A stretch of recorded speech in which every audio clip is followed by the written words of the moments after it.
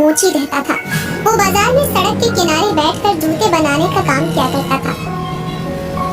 एक दिन उसकी बेटी सुधा उसके लिए खाना लेकर आई। बाबू, आपके लिए खाना लाई हूँ। आज तो तू बहुत जल्दी खाना ले आई, थोड़ी देर और करके नहीं ला सकती थी? गुस्सा न करो बापू, घर का काम करते करते देर हो गई तो मैं क्या करती। बंसी ये कह ही रहा होता है कि तभी वहाँ नवीन आ जाता है। नवीन का पास ही कपड़े का एक बड़ा शोरूम है और वो बहुत ही भला लड़का होता है। सुधा की सादगी और खूबसूरती को देखकर नवीन बहुत प्रभावित होता है।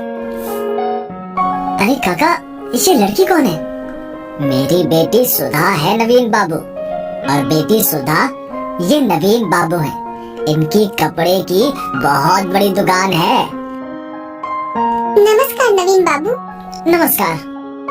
नवीन मन ही मन सोचता है, अगर सुधा मेरी जिंदगी में आ जाए तो कितना अच्छा हो। इससे अच्छा घर और मुझे सुंदर और सादगी पसंद पत्नी मिल जाएगी।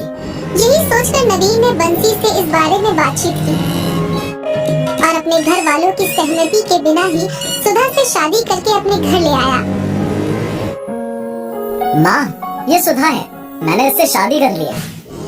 वाह बेटा, माँ को खबर तक नहीं और बेटा शादी करके दुल्हन को घर ले आया। तुम सुधा से शादी करने को मना न कर दो, बस इसी डर से नहीं बताया माँ। बहू को बहू ही क्यों समझ रही हो माँ? हम इसे घर की नौकरानी का दर्जा भी तो दे सकते हैं, इसीलिए भैया को नाराज मत करो और सुधा को अपनी बहू स्वीकार कर लो। ठीक है, मैं यही करती हूँ।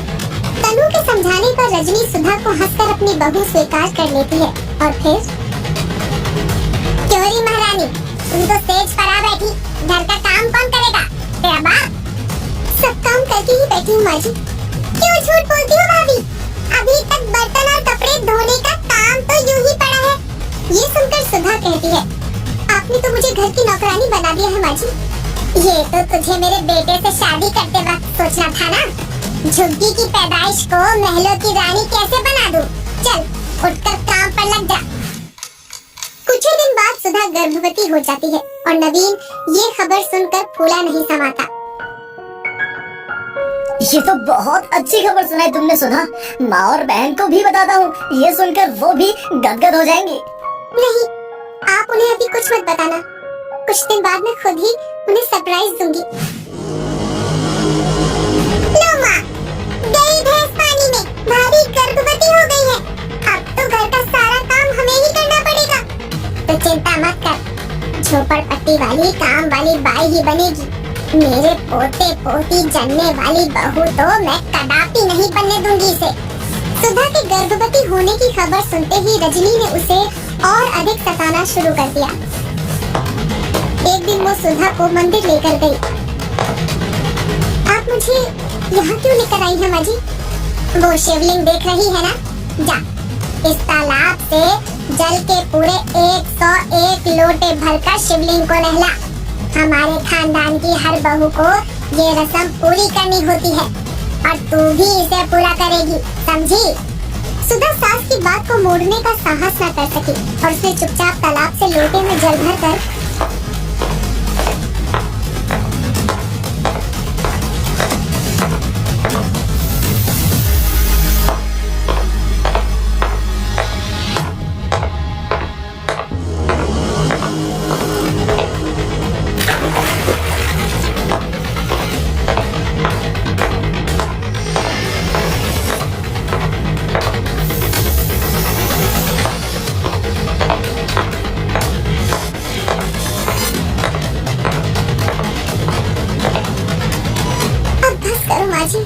मुझसे अब एक और भी नहीं हो पाएगा।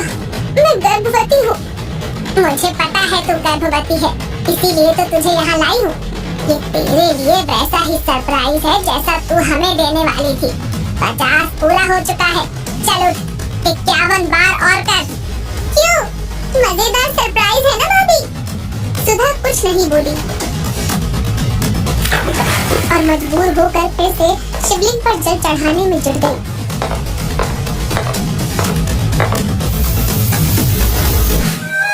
हे भोलेनाथ, मेरी और मेरे बच्चे की रक्षा करना। मेरी सास और ननद शायद मेरे बच्चे की सलामती नहीं चाहती है। ये सरप्राइज देने के काबिल ही नहीं रहेगी। मुझे ये बच्चे जमने वाली बहू नहीं बल्कि घर की नौकरानी बनाकर रखनी है, नौकरानी। तुमने कमाल की चाल चली है माँ, काम भी हो जाएगा और हम पर इल्जाम भी नहीं आएगा। समय बीतता जाता है और फिर नवीन को कुछ दिनों के लिए घर से बाहर जाना पड़ जाता है।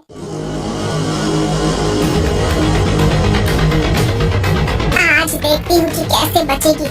एक बार इस तेल वाले फर्श पर फिसली तो समझो गई काम से। और इससे भी काम न बना तो फिर अगला प्लान फुल एक्शन प्लान होगा। सुधा के गर्भ को बर्बाद करने का रजनी का ये प्लान भी फेल हो गया। वो तेल वाले फर्श पर फिसली जरूर, मगर सिर में थोड़ी चोट आने के सिवा उसका कुछ न बिगड़ा। ना जाने ये दोनों माँ बेटी मेरे बच्चे के साथ क्या अनर्थ करके छोड़ेंगी। अब तो हद ही हो गई इनके जुल्मों की। नवीन के वापस आते ही उन्हें सब कुछ बता दूंगी। सुधा ये सब कह ही रही होती है कि तभी वहाँ रजनी और तनु आ जाती हैं। अच्छा, नवीन को बताएगी तू? पर बताएगी तो तब ना जब तू बताने के लिए यहाँ होगी। चल तनु बेटी, इसके हाथ पैर बांधना शुरू कर। दोनों रजनी और तनु जबरन उसके हाथ पैर को रस्सी से बांधकर जंगल में ले जाती है और वहाँ एक पेड़ से बांधकर उसके आसपास आग जला देती है। मुझ गर्भवती बहू पर दया करो माँ जी, भगवान के लिए मुझे और मेरे बच्चे को जिंदा छोड़ दो, मुझे छोड़ दो माँ जी। मगर रजनी और तनु उसकी एक भी नहीं सुनते। वे आग लगाकर चले आते हैं और फिर आग धीरे धीरे तेज होने लगती है। बचाओ, बचाओ, अरे कोई तो आकर मुझे और मेरे गर्भ में पल रहे बच्चे को इस आग में स्वाहा होने से बचाओ, बचाओ। उसी समय शिवलिंग से तेज प्रकाश फूटता है और देखते ही देखते सुधा की आंखों से निकलने वाले आंसू बारिश का रूप ले लेते हैं। बारिश आग को बुझा देती है और रस्सियां भी अपने आप ही टूटकर गिर जाती हैं। सुधा ये चमत्कार देखकर हैरान रह जाती है। अरे ये क्या, मेरे आंसू तो जादुई आंसू हैं। ये तो बारिश करने लगी। देखो तो, आग बुझ गई और रस्सियां भी अपने आप ही खुल गई। तभी एक आकाशवाणी सुनाई देती है। उस दिन तुमने शिवलिंग पर लगातार जो 101 बार जल चढ़ाया था, ये उसी का फल है सुधा। अब घर जाओ, तुम्हारे पति तुम्हारा इंतजार कर रहे हैं। ये सुनकर सुधा बहुत खुश हुई और भागते भागते घर आ पहुंची। घर पर सचमुच नवीन उसका इंतजार कर रहा था। आ गई महारानी, कहाँ गई थी? भैया, भाभी आपकी गैर हाजिरी में रोज ऐसे ही कहीं जाती है। धोखेबाज, कहाँ जाती है तू रोज रोज? आज तो बताना ही पड़ेगा। नवीन की ये बात सुनकर सुधा रोने लगी और उसके आंसू तूफानी बारिश में बदल गए। घर एकाएक बाढ़ का मैदान बन गया और रजनी व तनु बाढ़ के पानी में डूबने लगी। साथ ही उन्होंने सुधा पर जो जो जुल्म ढाए थे, नवीन को एक एक कर चलचित्र की तरह पानी पर नजर आने लगे। नवीन बेटा, हमें बचाओ बेटा, नवीन बेटा, हमें बचा लो भैया, हम इस बाढ़ में डूब रहे हैं, हमें बचा लो। तुम दोनों निर्दयी हो, इसलिए तुम्हारा डूब मरना ही सही है। बहू, तुम हमें माफ कर दो, हमें बचा लो बेटी। अब हम कभी भी भूल कर भी तुम्हें परेशान नहीं करेंगे। भाभी, दया करो हम पर। उनकी ये दशा देखकर सुधा को उन पर तरस आ जाता है।